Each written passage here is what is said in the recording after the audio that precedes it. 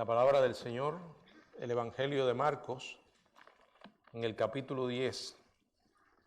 Marcos, capítulo 10, los versos del 13 al 16.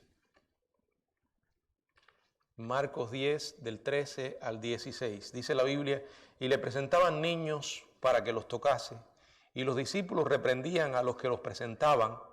Viéndolo Jesús, se indignó y les dijo, dejad a los niños venir a mí y no se lo impidáis, porque de los tales es el reino de Dios. De cierto os digo que el que no reciba el reino de Dios como un niño, no entrará en él. Y tomándolos en los brazos, poniendo las manos sobre ellos, los bendecía. Padre, gracias por tu palabra. En esta hora estamos aquí ante tu presencia, suplicando tu dirección, tu guía, para entender las verdades que tienes para nosotros en esta noche. Habla a tu pueblo, Señor. Oramos en el nombre de Jesús. Amén. Pueden sentarse, hermanos. En esta noche continuamos con esta serie del Evangelio de Marcos y vamos a usar esta porción que acabamos de leer porque con ella vamos a responder la pregunta que nos da título para este estudio. Y es esta. ¿Se salva un bebé o niño pequeño al morir? ¿Qué enseña la Biblia al respecto? ¿Es cierto que la Biblia en este sentido es nebulosa? ¿Que no hay con claridad una enseñanza al respecto? ¿Se pueden salvar los niños pequeños o bebés aun cuando han nacido con una naturaleza pecaminosa? Aunque todavía no hayan ejercido la capacidad de elegir entre el bien y el mal. De igual manera, entonces, ¿qué sucede con aquellas personas que nacen con problemas mentales graves y serios? Como por ejemplo, un niño que nace con el síndrome de Down en un nivel bastante grave, avanzado. ¿Se salva ese niño?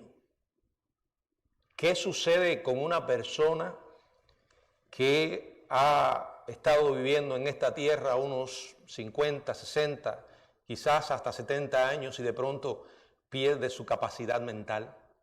¿Se salva esa persona?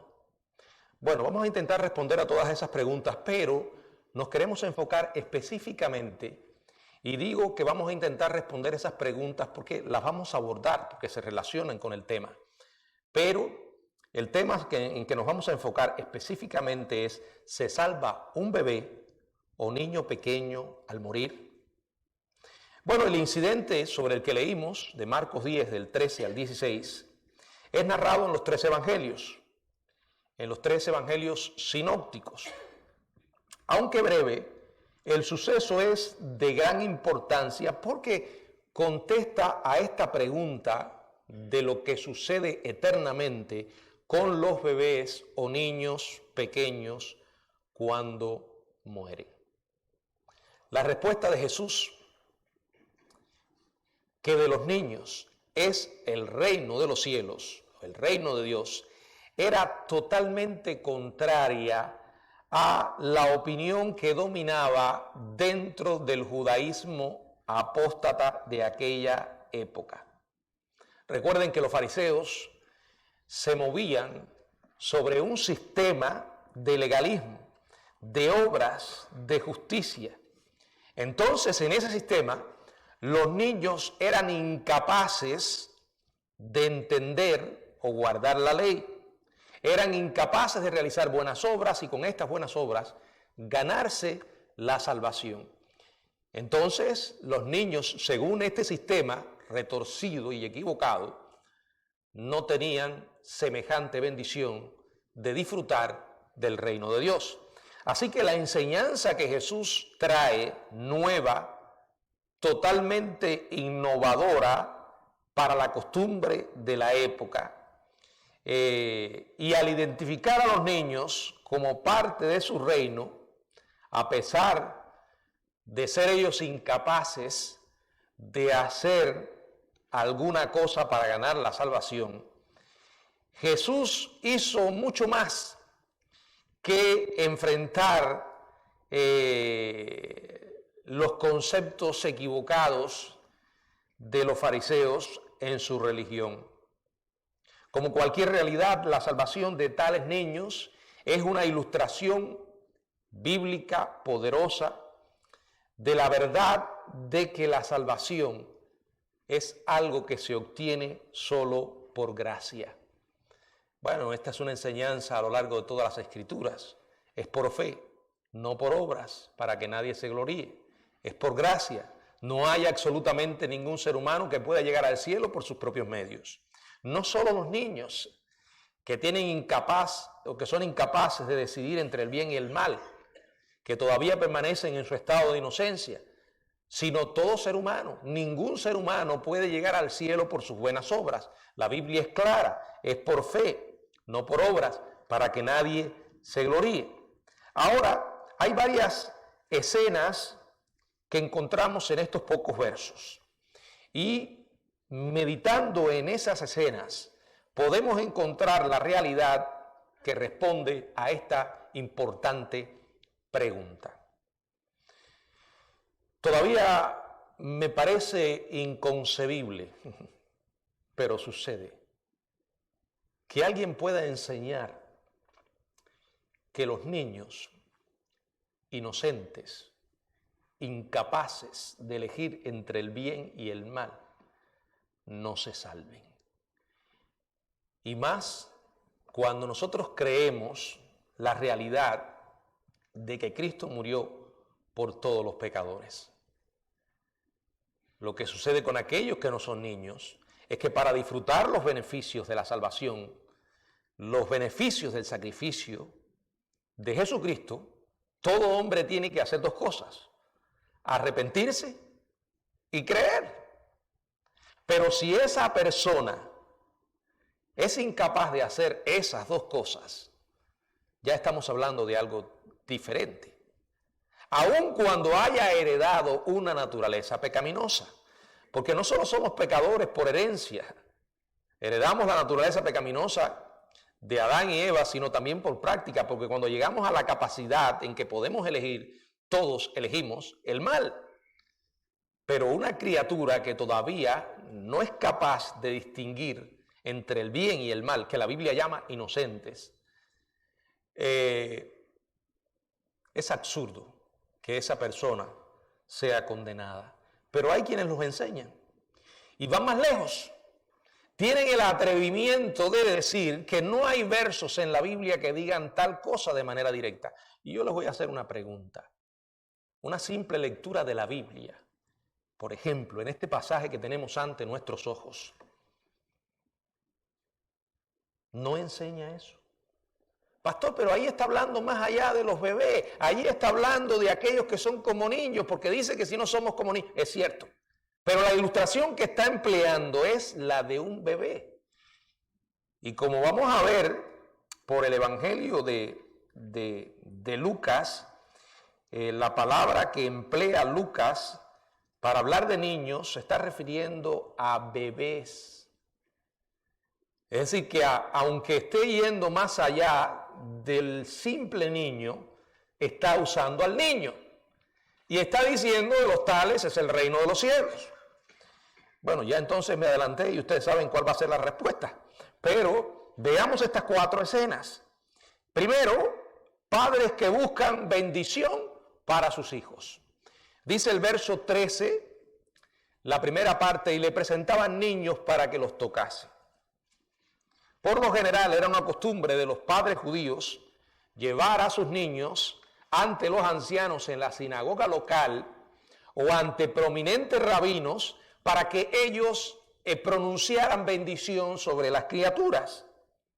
De igual modo, si lanzamos un análisis del Antiguo Testamento y exploramos el mismo, vamos a encontrar muchas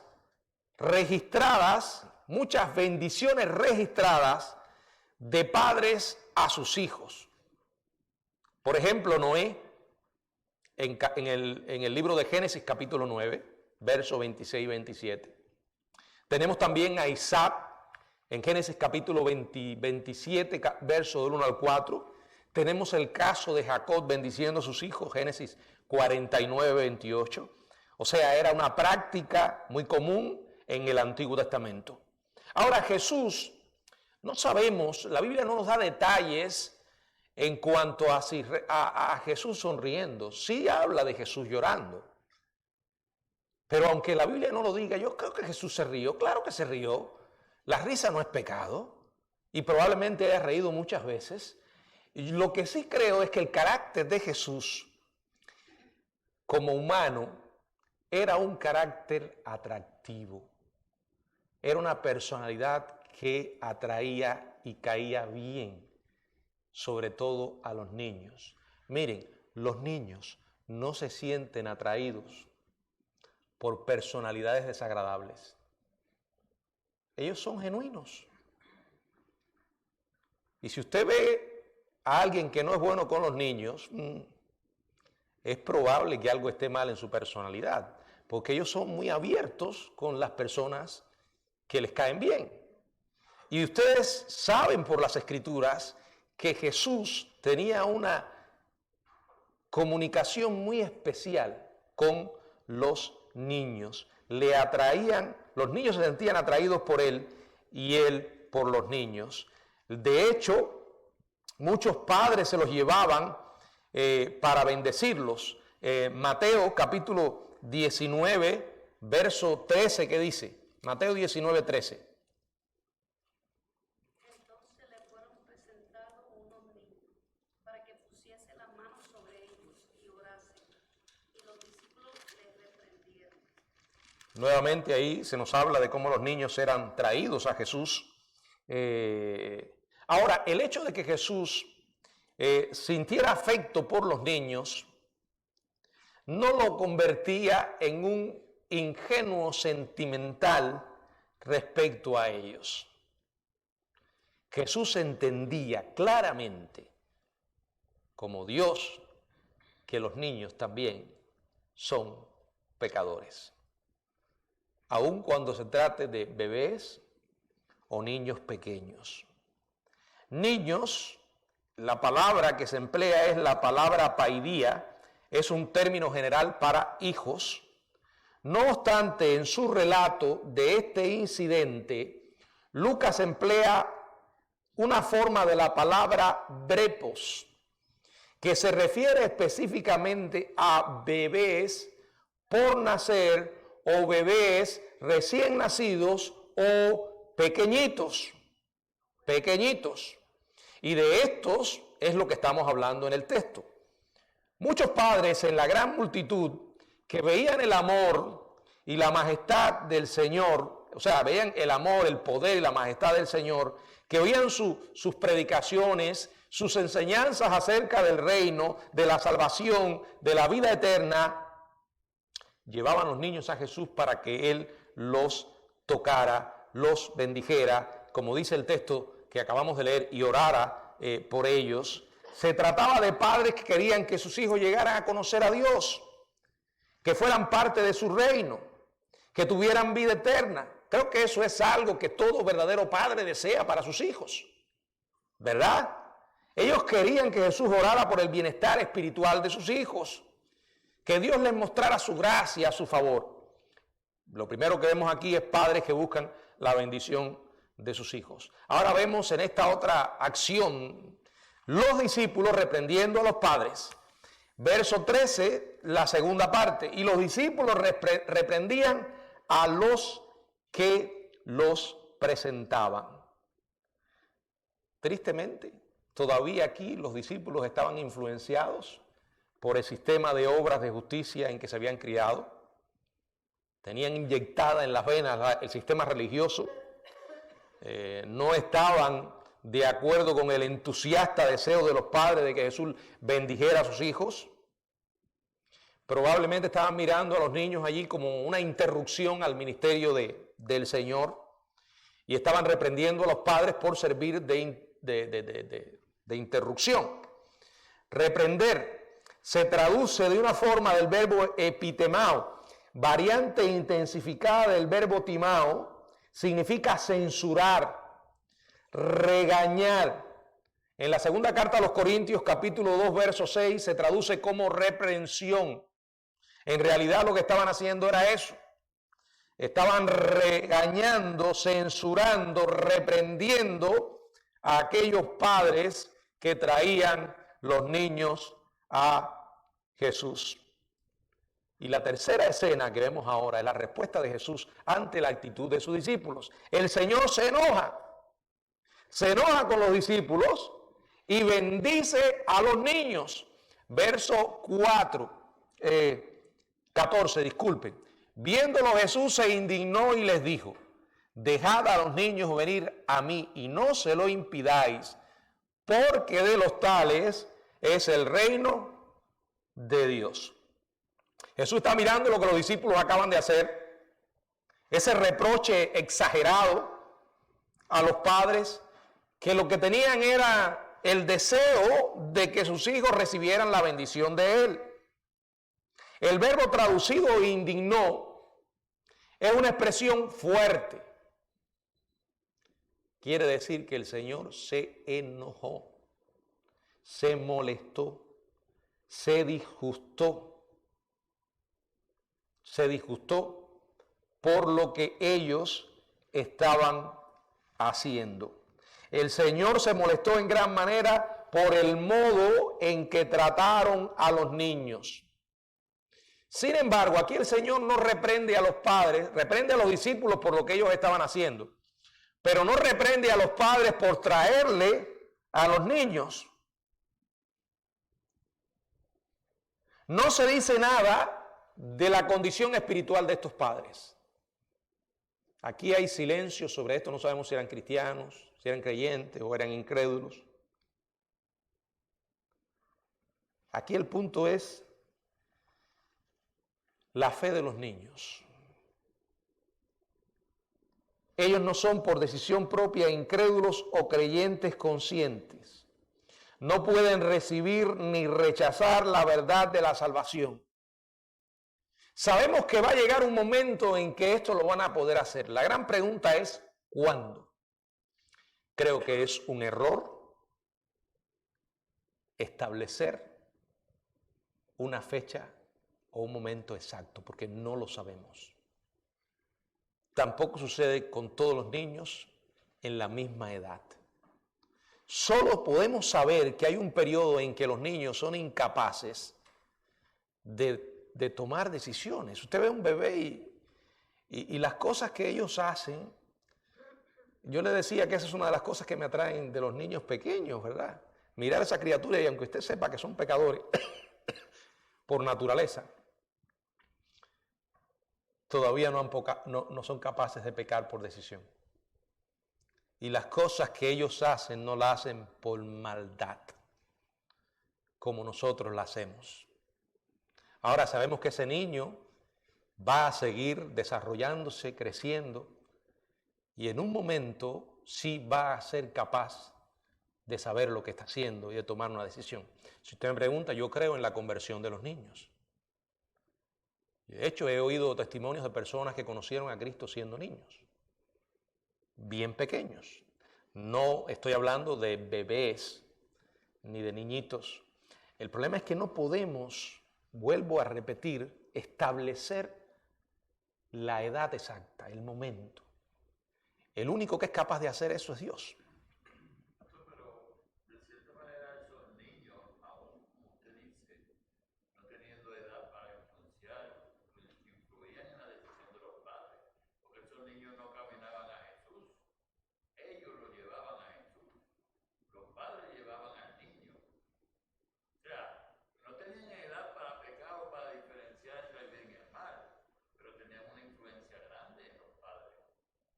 No creo que eso lo hagan por ninguna influencia. Yo creo que eso es decisión de los padres.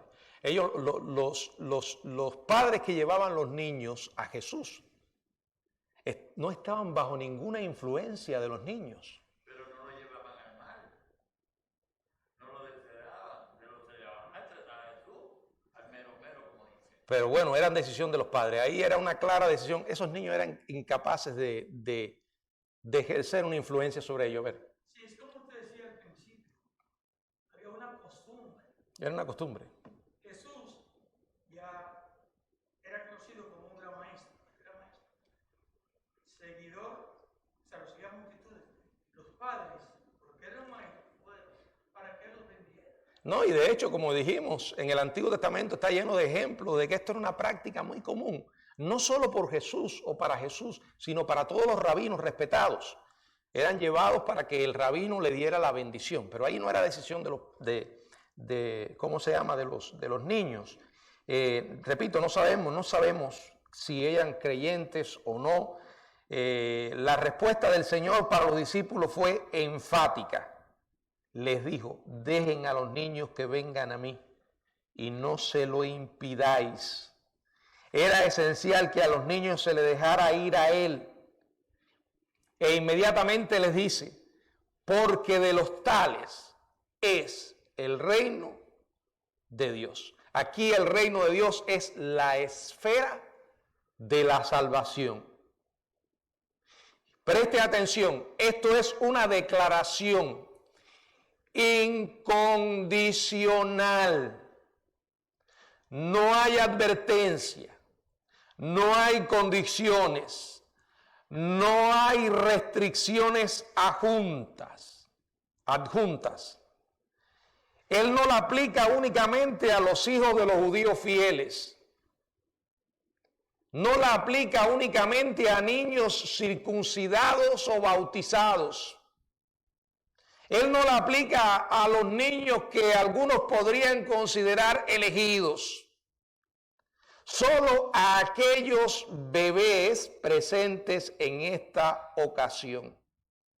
El uso que Lucas hace del término griego de los tales, en lugar de estos, indica que Jesús estaba refiriéndose a todos los que no pueden creer para salvación, porque aún no han alcanzado la edad de la responsabilidad personal.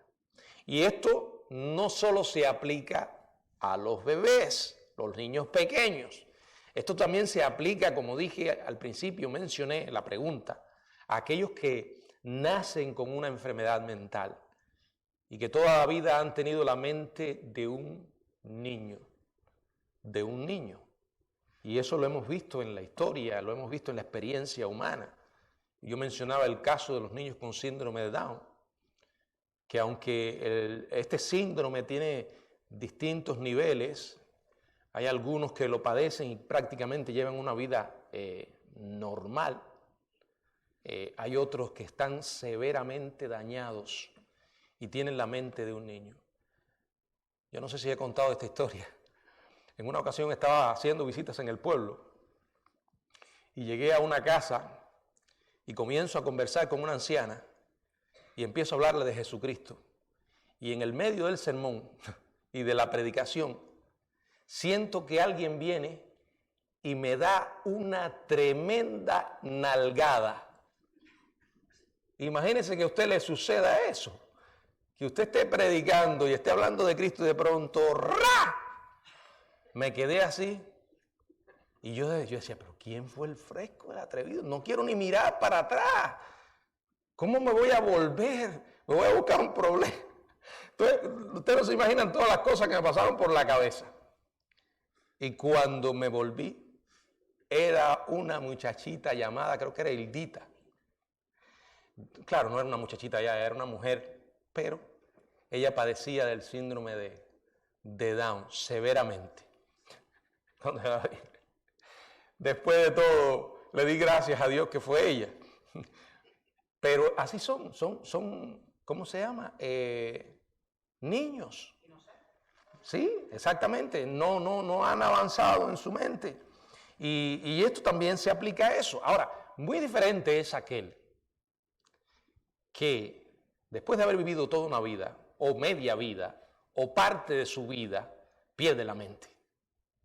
¿Qué sucede con esas personas? Yo no me voy del tema, pero quiero tocar este tema, para que no se vaya a quedar después en el aire. Que Dios los va a juzgar en base a lo que hicieron cuando todavía tenían mente. En otras palabras, es como si hubieran muerto. Se les acabó la oportunidad porque perdieron el juicio. Pero Dios te va a hacer responsable de lo que tú hiciste con el Evangelio cuando eras capaz de decidir entre Cristo y el diablo. Quiere decir que si esa persona pierde su mente, perdió la oportunidad de arrepentimiento. Eso aplica para personas que desarrollan el Alzheimer. Exactamente igual.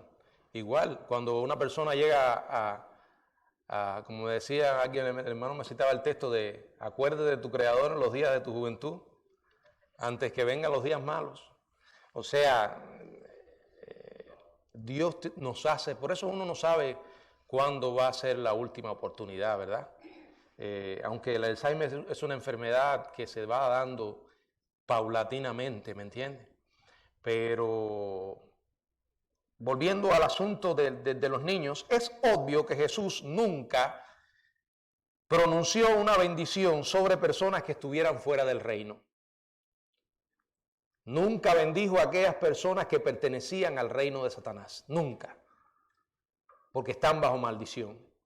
Los bebés, antes de llegar a la edad en que entiendan lo bueno y lo malo, que repito, varía de niño en niño, están bajo el cuidado misericordioso y especial de Dios. Bueno, de hecho, como nosotros creemos que Cristo murió por todos los pecadores, el Señor sabía de antemano quién iba a creer y quién no. Es verdad que Cristo murió por todos los pecadores, pero eso no significa que todos los pecadores se van a salvar. Cada persona tiene que hacer uso de la capacidad que Dios le da para arrepentirse y creer. Pero si esa persona no tiene esa capacidad, de todas maneras ya Cristo pagó por sus pecados. Y esa es la realidad en que podemos basar esta enseñanza. Si mueren antes de ese tiempo, creemos, por lo que la Biblia enseña y otros versos que vamos a ver, este y otros, que irán al cielo. Una vez pasado ese punto, Dios los hará entonces responsables, cuando pasen ese tiempo de inocencia, por no arrepentirse y creer en el Evangelio. Ahora, el hecho de que los niños que mueren, pequeños, van al cielo, no quiere decir que no sean pecadores. Aunque no hayan escogido pecar de manera consciente, la Biblia es clara que todo ser humano, desde la caída, nació pecador. Heredamos una naturaleza pecaminosa de Adán, que se ha transmitido a todos sus descendientes. Romanos 5, del 12 al 21, enseña esto. Y en el clásico pasaje de Génesis capítulo 5, en la genealogía, hay una palabra que se repite una y otra vez. Y es la palabra y murió, y murió, y murió. Sabemos que la muerte es la paga por el pecado. Esa naturaleza corrupta está presente desde la concepción. David lo dijo, Salmo 51:5. Salmo 51:5. Si alguien puede leerlo. He aquí en maldad he sido formado y en pecado me concibió mi madre. ¿Ven? Esto es una realidad. David reconocía que había nacido con una naturaleza pecadora. Y en el Salmo 58, verso 3. Salmo 58, 3.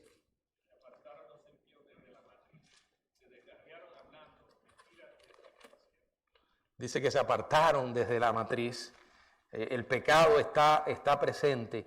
Génesis 8:21 dice, el intento del corazón del hombre es malo desde su juventud. Proverbios 22:15 dice, la necedad está ligada al corazón del muchacho. Hermano, el mismo hecho de que un bebé puede morir demuestra que no son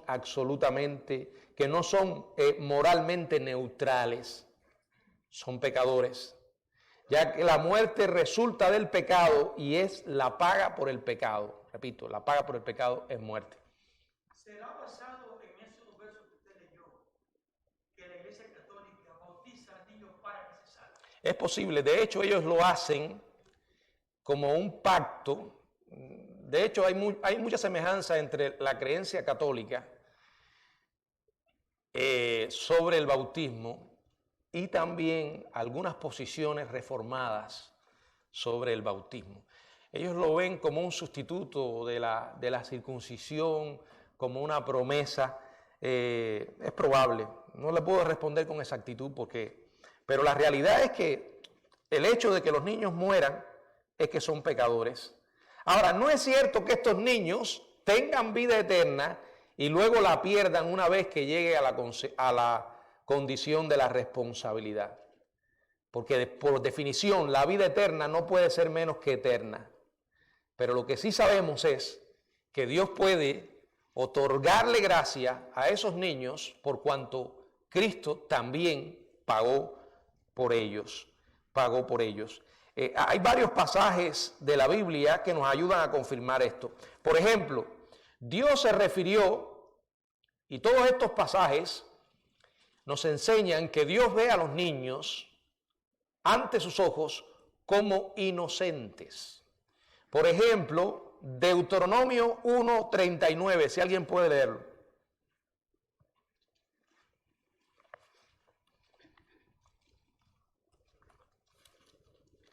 Y vuestros niños, de los cuales dices que servían de botín, y vuestros hijos que no saben hoy lo bueno ni lo malo, ellos entrarán allá, y a ellos le daré, y ellos la heredarán.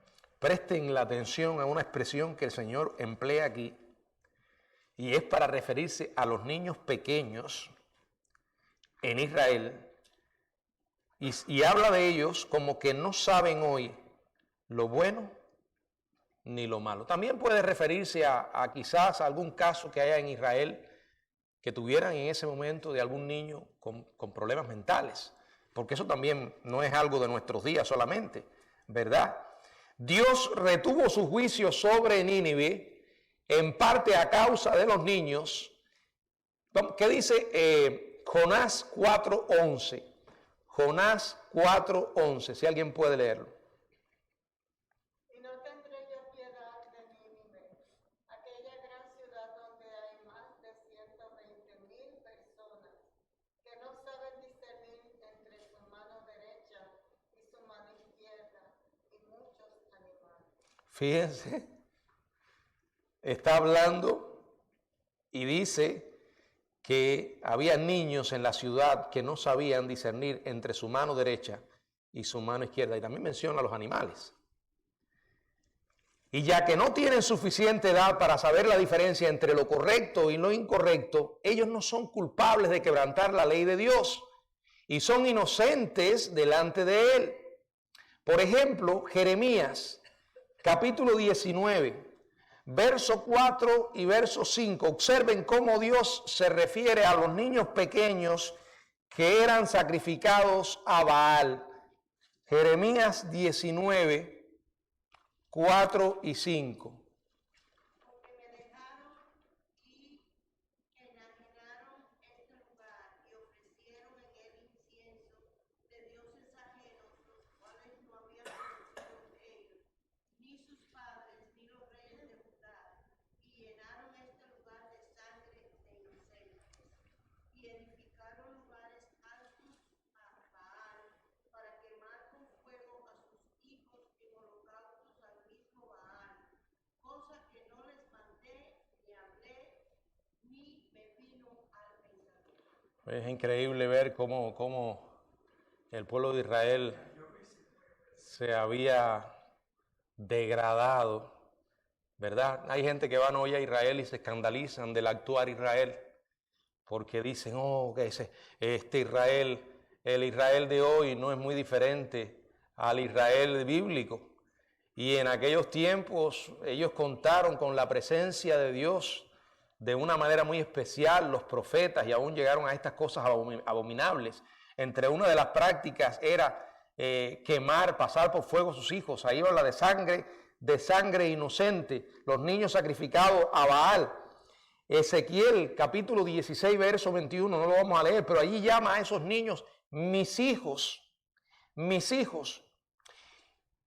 Y ahora miren en medio de su dolor, por lo que estaba viviendo, de alguna manera revela en su lamento el deseo de haber sido abortado o ser un niño que naciera muerto para no tener, en base a lo que ellos le estaban juzgando, que sufrir por el pecado. ¿Qué dice Job 3 del 11 al 17? Job 3 del 11 al 17. Si alguien puede leerlo.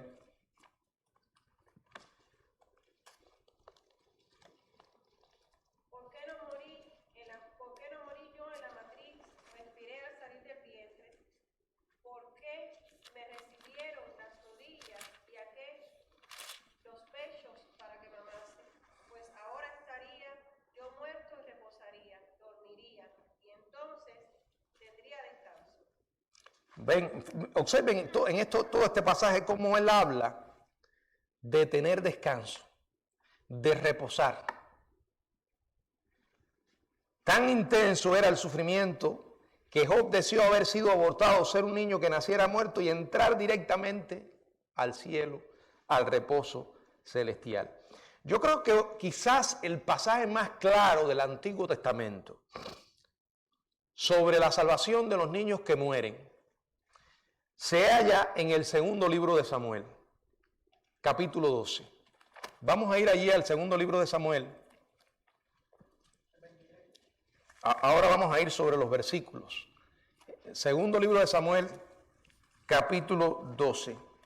Después de los horribles pecados de David, había adulterado con Betsabé, asesinó a su marido para tratar de encubrir su pecado. Viene Natán, lo confronta, Natán el profeta. David confiesa su pecado en el capítulo 12, en el verso 13, dice: entonces dijo David a Natán, pequé contra Jehová. Y Natán dijo a David, también Jehová ha remitido tu pecado, no morirá. Natán le asegura el perdón de Dios, pero le informa que no va a poder escapar de las consecuencias de su pecado. Y una era que el hijo que había tenido con Betsabé moriría. Verso 4, mas por cuanto con este asunto hiciste blasfemar a los enemigos de Jehová, el hijo que te ha nacido ciertamente morirá. Miren, generalmente el hombre sin Dios, y algunos cristianos a veces que se dejan envolver por las dudas, siempre con la gran pregunta: ¿y dónde está Dios? ¿Y por qué Dios permite que un niño muera? Miren, hermano, lo mejor que le podría suceder a un niño.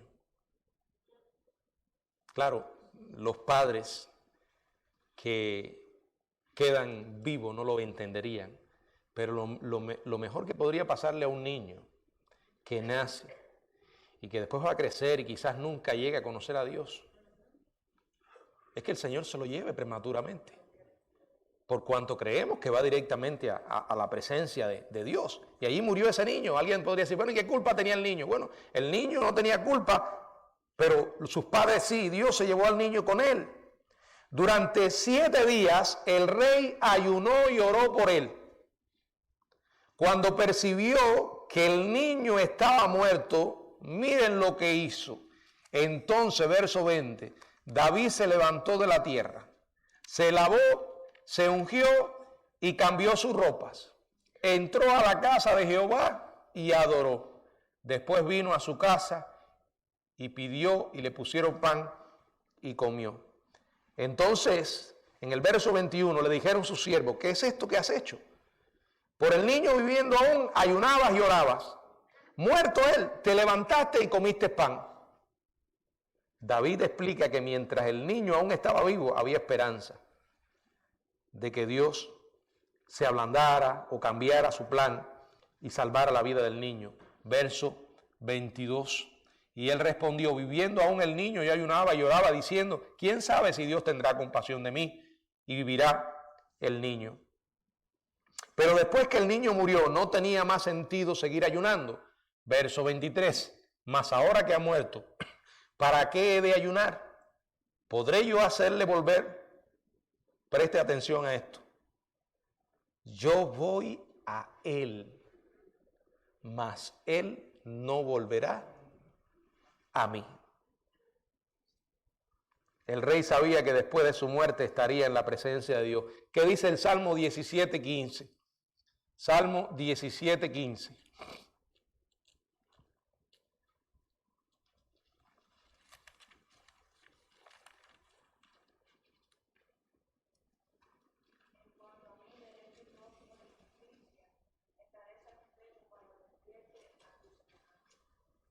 ¿Leyeron esto? Es curioso a veces cómo hay personas que dicen que la vida después de la muerte nunca aparece en el Antiguo Testamento, que nunca se enseñó. Y varias veces aparecen revelaciones como estas que hablan de la vida más allá de la muerte. Aun cuando hay ciertos versículos que sí hablan de que en la tumba todo termina y que no sé qué, pero estos versículos, si usted lo analiza desde la perspectiva que lo escribe el escritor, lo está haciendo en un análisis puramente humano, pero hay varios pasajes donde es incuestionable que estos hombres que lo declaran hablan bajo inspiración. Uno es David, otro es, ¿se acuerdan quién? Job. Yo sé que mi Redentor vive y que después de deshecha esta mi carne, he de ver a Dios.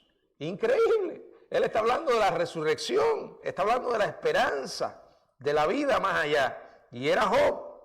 Bueno, David tenía la certeza de que se reuniría con su hijo en el cielo, donde se le aseguraba consuelo y esperanza. Otra pregunta a veces interesante que la gente me ha hecho es, ¿y cómo estarán los niños en el cielo? ¿Serán niños? Bueno, eso sí, no, la Biblia no lo declara, pero yo pienso, es mi opinión personal, de que todos allá estaremos en un promedio de edad, todos en la misma edad. Y eso incluye también a los niños, aunque hayan muerto como niños. Creo que estaremos en la plenitud de la vida. Vamos a pensar cuál es la plenitud aquí, no sé, 30 años, no sé, no lo sé. Pero todos estaremos allí y tendremos la misma, ¿cómo se llama? Edad. No habrán allí más viejos ni más jóvenes, ni niños ni ancianos. Todos seremos semejantes a Cristo, con el cuerpo que tenía en la resurrección. Por el contrario, cuando su hijo adulto rebelde Absalón murió, David estuvo desconsolado. Si usted busca el segundo libro de Reyes, capítulo 18, del 33 hasta el capítulo 19, verso 4, una y otra vez, Absalón, Absalón, hijo mío, Absalón, Absalón, no tenía la paz que tenía cuando murió este bebé. Él sabía que después que muriera se iba a reunir con el bebé, con el hijo de Betsabé y de él, pero también sabía que no había esperanza de reunión con Absalón, quien sabemos fue un asesino y rebelde. Por la razón que haya sido, él terminó matando a su propio hermano, Amnón, que había violado a Tamar. Ahora, lo cuarto que vemos aquí es que el Señor hace una analogía de la salvación, y era lo que habíamos mencionado al principio, verso 15. De cierto os digo, el que no reciba el reino de Dios como un niño, no entrará en él. Bueno, la salvación de los niños es una analogía apropiada que demuestra que la salvación es totalmente por gracia. Es un golpe mortal contra el legalismo. Los niños no pueden hacer nada para ganar la salvación, nada. De igual manera, no hay ser humano que pueda hacer absolutamente nada o algo para ganar la salvación. Tiene entonces que recibir el reino de Dios como un niño, confiando y descansando en lo que Dios ha hecho. De cierto os digo que el que no reciba el reino de Dios como un niño, no entrará en él. Esto debe haber sido una patada, un golpe severo para este sistema legalista de obras, donde ellos creían que se podían ganar el cielo y confiando en sus buenas obras. El pasaje, concluyendo en el verso 16, Jesús dice, la Biblia dice que Jesús, tomando a los niños en los brazos, poniendo las manos sobre ellos, los bendecía. Es un gesto narrado solo por Marcos. El Señor destacó el lugar especial que ellos tenían en su reino. El verbo traducido tomándolos en los brazos es un verbo compuesto que significa envolver con los brazos, como hacemos con un bebé, hermanos. Jesús lo abrazó y comenzó a bendecirlos uno por uno. Los bendijo. La aceptación describe la realidad de que la salvación es por gracia. La salvación de un niño que muere sin haber realizado obras meritorias es la ilustración más clara, más grande, acerca de esta verdad fundamental. Cuando muere un niño o alguien con la mente de un niño, Dios le aplica el sacrificio del Salvador y son declarados y hechos justos en ese mismo instante. Esa es la bendición que enseña la Biblia para los niños. Ahora, los niños no siempre seguirán siendo niños. Crecen y antes que usted llegue a darse cuenta, perdieron la inocencia. Por eso, desde bien pequeños, uno debe comenzar a enseñarles la palabra, a preparar el corazón de sus hijos para que puedan recibir la semilla del Evangelio. Aunque usted los vea inocentes, a veces con 1 año o menos, ellos prestan mucha atención a lo que nosotros hacemos y a lo que nosotros comenzamos a enseñarles. Ya yo le dije, lo hicimos con nuestros hijos, desde bien pequeño, orábamos con ellos. Y este bebé que está cuidando a Hilaria ahora, ya lo estamos haciendo. Cuando ella llega con su plato para darle la comida, él se desboca. Y aún así, nosotros oramos.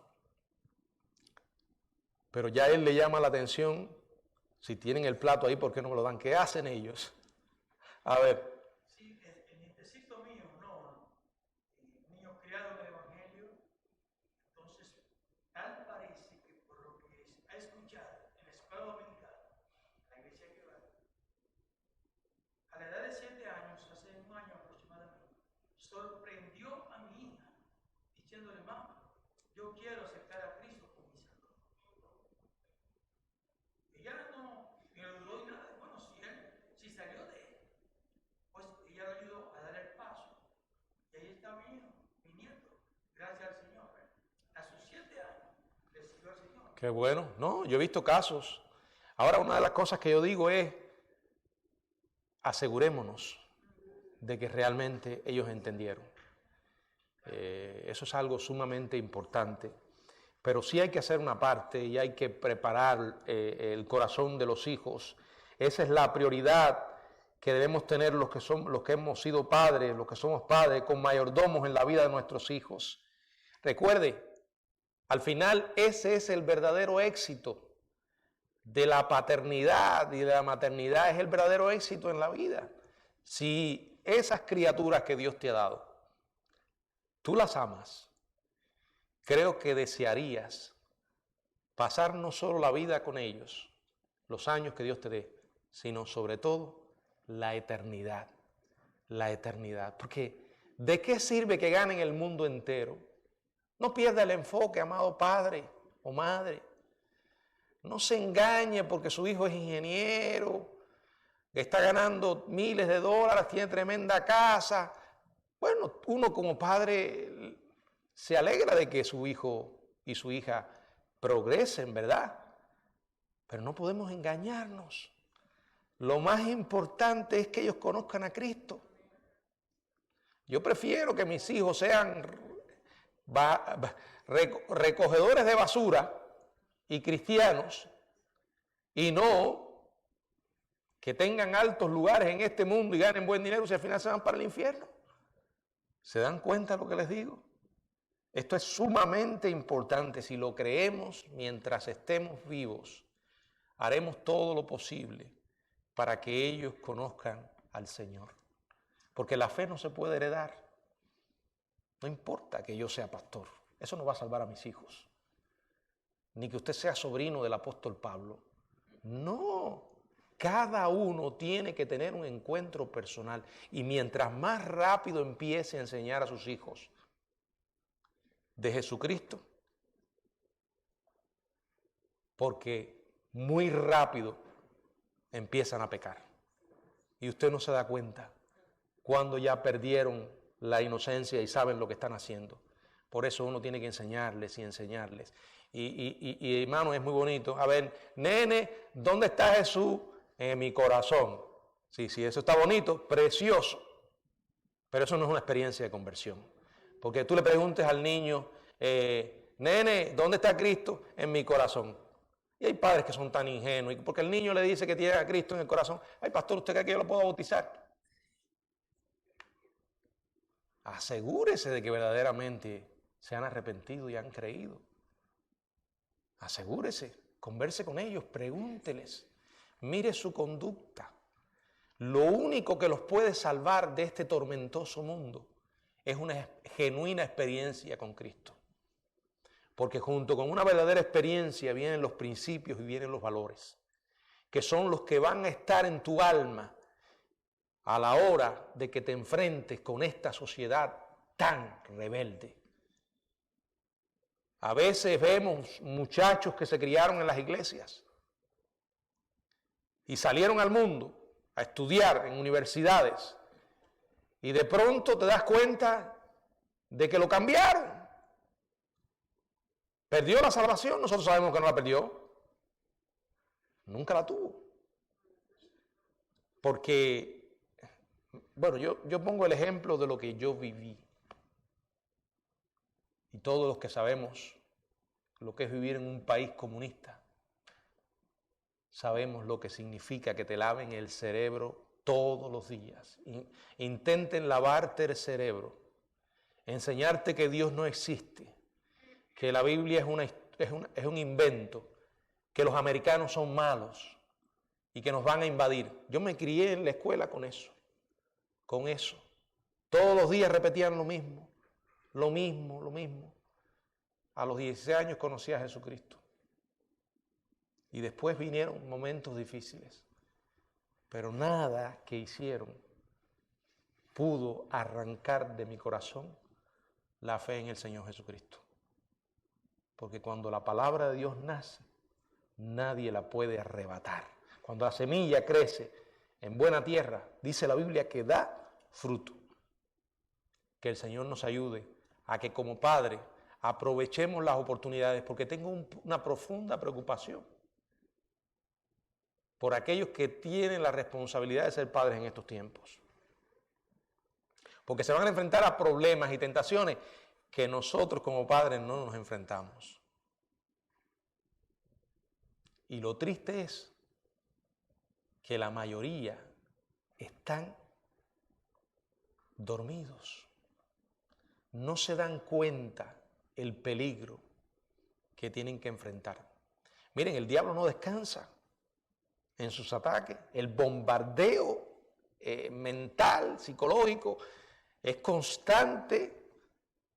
Por eso los que tienen la responsabilidad de criar niños pequeños tampoco pueden descansar. Tienen que aprovechar todo momento. Cada vez que sus hijos lleguen de la escuela, pregúnteles qué le enseñaron.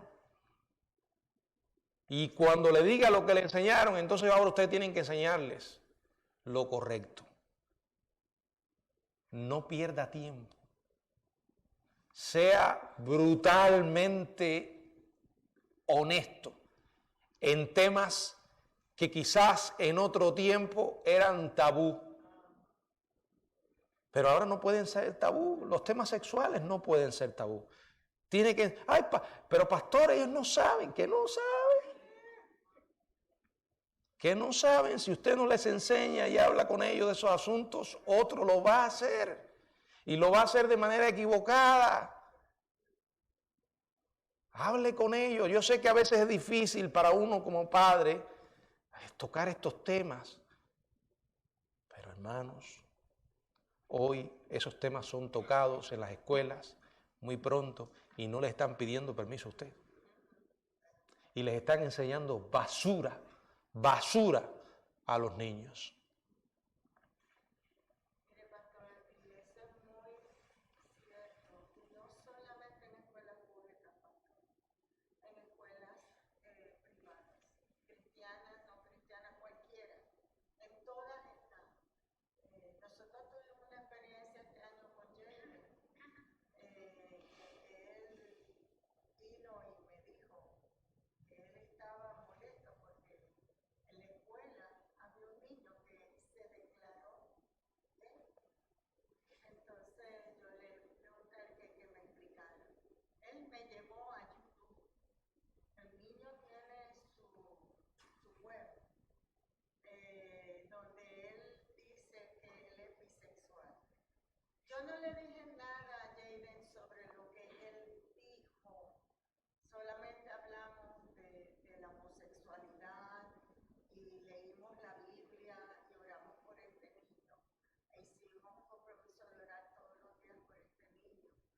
Pero yo no creo que el niño fuera bisexual, pero eso hace daño. El tener ese web y los niños en la escuela entran a este web de este niño. Entonces, pues, los amiguitos de Jaden, uno de ellos era el líder, donde iba y le hablaba a este niño y los demás iban y le decían lo que decía la Biblia. Pero es una situación bien difícil. Es una situación que uno manda a estos niños a la escuela y uno no sabe, porque no es solamente lo que les puedan enseñar, es lo que ellos ven, la influencia también que hay de los compañeros de escuela. Es un problema. Horrible, niños que van vestidos de niñas. Y miren, hermanos, no solo en las escuelas, a veces está en la misma casa. Lo que los niños están viendo en el televisor. Yo otras veces he contado aquí, yo a veces me pongo a mirar alguna serie y de pronto te meten un comercial ahí y dos tipos besándose. No te pidieron permiso. Entonces, un niño está ahí y ve eso. Tienes que explicarle. Tienes que explicarle. Y eso es algo que yo estoy consciente, pero hasta en los dibujos animados. En los dibujos animados. Es una cosa diabólica. También varios padres, porque yo vi a niños pequeños con su tablet, con su celular, con todo. ¿Será que están restringiendo qué es lo que está viendo? ¿Están pendientes de eso? Ahora quería comentar algo, pastor, porque no quería hablar porque siempre hablamos después de que usted termina. Hoy veo ya diferente que las cosas han cambiado. No se acostumbre. No, por eso me voy a atrever a hablar. Nosotros tenemos que mirar cosas a mí, como dice la palabra, porque el Señor dice, tenemos que ser como los niños para poder heredar el reino de los cielos. Pues tenemos que mirar como los niños. ¿Quiénes? ¿Qué son los niños? Los niños confían en el Padre. Si se van a caer, el Padre está ahí. Si tienen hambre, el Padre está ahí. En cualquier circunstancia están confiando en el Padre. Yo muestro que la clase nos muestra algo así también. Nosotros tenemos que confiar en un Dios, en nuestro Padre Celestial. En Él apoderarnos de Él, sentirnos en Él y seguir los pasos de Él. Miren, hermano, y yo vuelvo a hacer hincapié en este tema porque desgraciadamente hay personas que, bueno, nosotros mismos venimos de un trasfondo en que la verdad, hablar de temas sexuales con los hijos, eso era no se hablaba. Yo nunca recuerdo que mis padres hayan hablado algún tema sexual conmigo. ¿Se dan cuenta? Pero eso no puede pasar ahora. No puede pasar. Quítese de la mente. La sexualidad es de Dios. La Biblia habla de sexo. Si usted no ha leído el libro de Cantares, si usted cree que no habla de sexo es porque no ha leído el libro de Cantares. Ahora no lo habla de la manera vulgar, pero el sexo no es pecado. De hecho, fue creado por Dios. Y yo creo que los padres tienen que prepararse, buscar buena información y estar listos para no esperar que ellos le pregunten. Tienes que tomar la iniciativa e ser proactivo. ir a la delantera. Porque ya le digo, hermano, yo estaba mirando hoy un video de un niño que le preguntaban, alguien lo puso por ahí, yo no sé quién fue, pero un video que se veía que le preguntaban, ¿y tú qué eres? ¿Un niño o una niña? Era un niño, y dice, una niña. Dice, pero yo no te veo niña. Dice, no, ¿por qué tú eres niña? Dice, no, porque mi mamá dice que yo soy niña. Y tú te pones ropas de niño, no de niña. ¿Y por qué? Porque mi mamá me quiere poner ropa de niña. Bueno, creo que esa fue una entrevista que le hicieron a un niño de un caso que hubo que el padre estaba demandando a la madre por semejante cosa. Ellos estaban divorciados y la madre lo que estaba haciendo era eso con el niño. Que también tenemos a veces los peores enemigos de los niños son sus propios padres. Y eso es trágico, de verdad. Cuando los padres no tienen de verdad una responsabilidad y comienzan los mismos padres a enseñarle basura a sus hijos. Especialmente hoy día en el Carmen ya se ve en las tiendas vendiéndola. Este mes es el mes Gay Pride. La gente van a las tiendas y ya tienen todos los artículos con la bandera Gay Pride. Los padres tienen que estar bien conscientes hoy día de explicarle bien lo que esas banderas significan. No es algo de colores que hagan bonito, hay que explicarle la raíz de cada vez. Y miren, hay alguien que me ha ayudado muchísimo a mí. Ya él no está activo. Es un escritor, consejero cristiano. No sé si alguno de ustedes habrá leído alguno de sus libros. Él fundó un ministerio que se llama Enfoque a la Familia. El doctor James Dobson. Él tiene literatura muy buena sobre la familia. Y una de las cosas que enseña él, y dice, los niños, aunque biológicamente nacen niños, o los varoncitos, es responsabilidad de los padres enseñarlos a comportarse como varones. Las niñas, aunque biológicamente nazcan como niñas, como mujeres, se tienen que enseñar a comportarse como niñas. Por eso es la responsabilidad de los padres enseñar a los hijos, mira niño, tú no puedes jugar con esto porque tú eres varoncito, los varoncitos juegan con esto.